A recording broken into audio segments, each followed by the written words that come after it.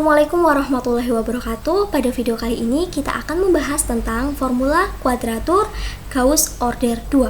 Pertama-tama, lihat gambar di samping ini nih.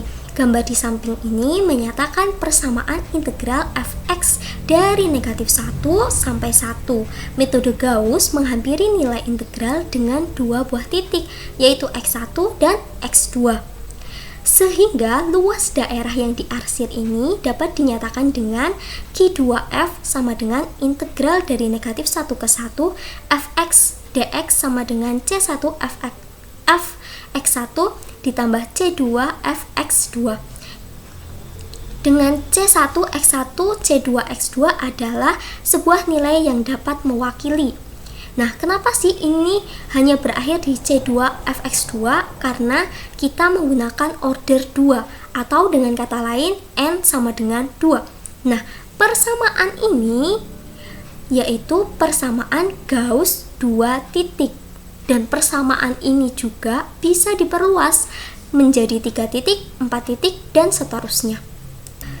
Selanjutnya nih, kita lihat batas integral ini negatif 1 dan 1.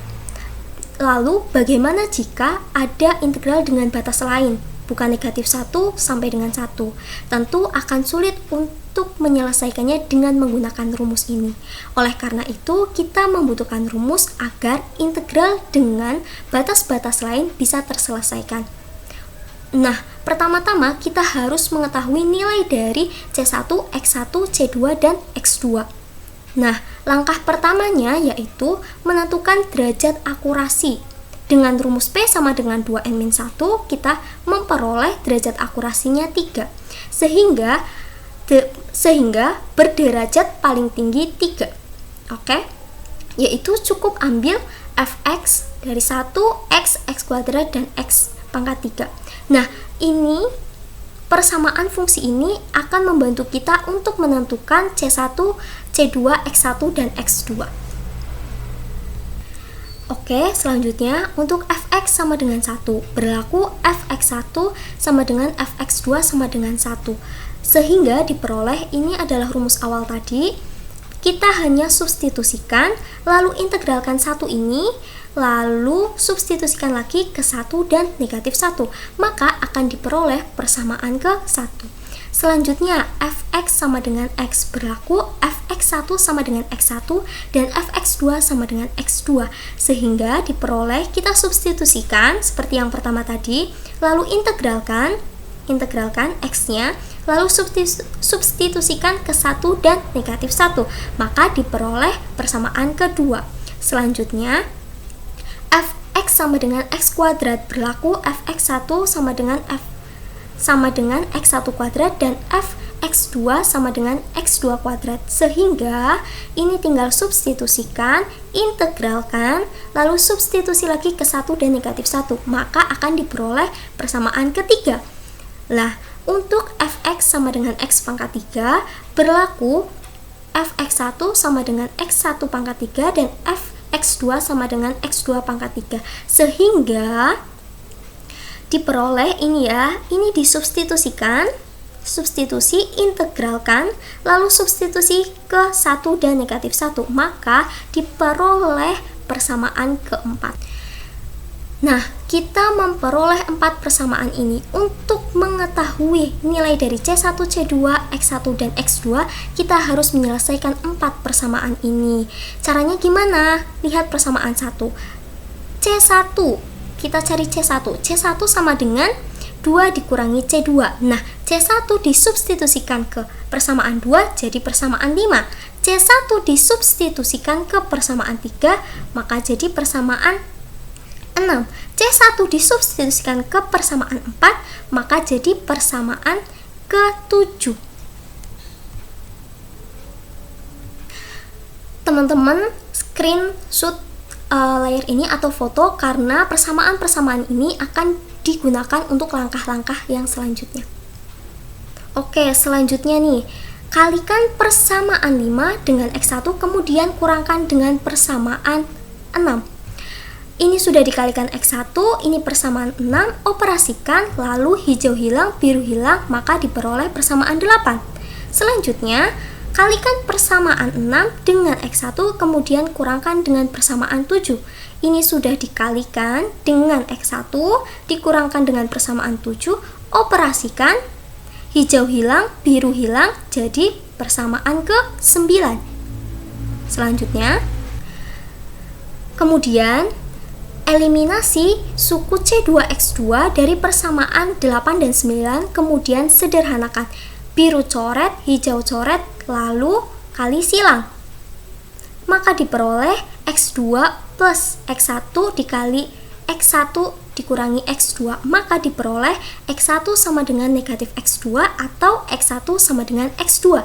Kita coba dulu yang X1 sama dengan X2 ya, bener gak sih? Nah, caranya substitusikan ke persamaan 2. Hasilnya C1X1 ditambah C2X1 sama dengan 0. X1 keluar, C1 ditambah C2 sama dengan 0. C1 ditambah C2 sama dengan 0. Loh, kok kontradiksi dengan persamaan 1? Apa sih persamaan 1? Persamaannya itu C1 plus C2 sama dengan 2. Oleh karena itu, kita mengambil X1 sama dengan negatif X2.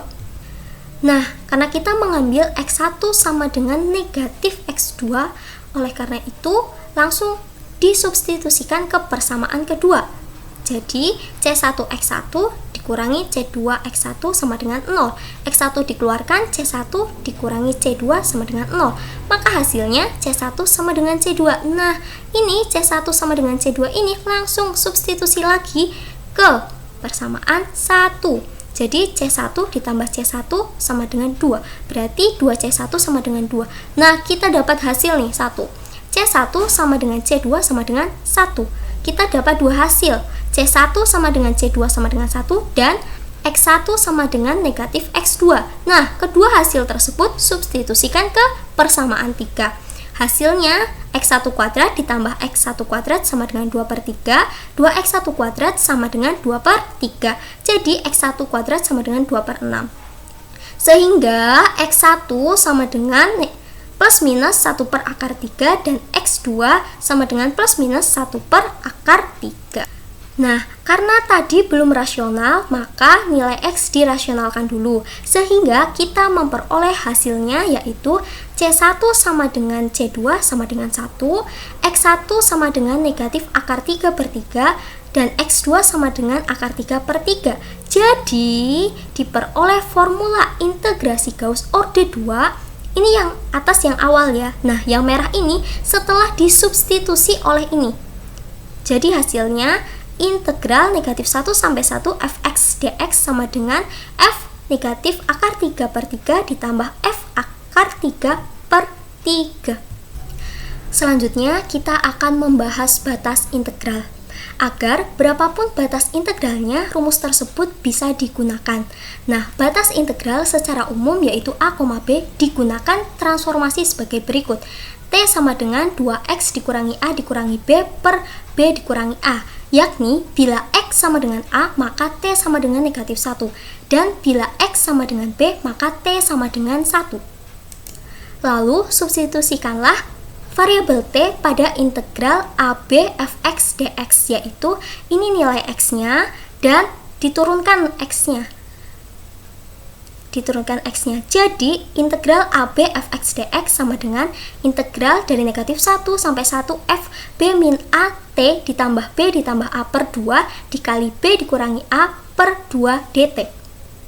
Atau bentuk eksplisit sebagai berikut: b dikurangi a dikali f b min a t1 ditambah b ditambah a per 2 ditambah f b dikurangi a t2 ditambah b ditambah a per 2 dengan t1 sama dengan negatif akar 3/3 dan T2 sama dengan akar 3/3. Nilai T1 dan T2 diperoleh dari mengsubstitusikan persamaan T dengan nilai X sebelumnya dan A sama dengan negatif 1 dan B sama dengan 1. Nilai T-nya nilai T ini ya, oke? Sekian dari saya, kurang lebihnya mohon maaf. Wassalamualaikum warahmatullahi wabarakatuh. Dadah, semoga bermanfaat. Amin.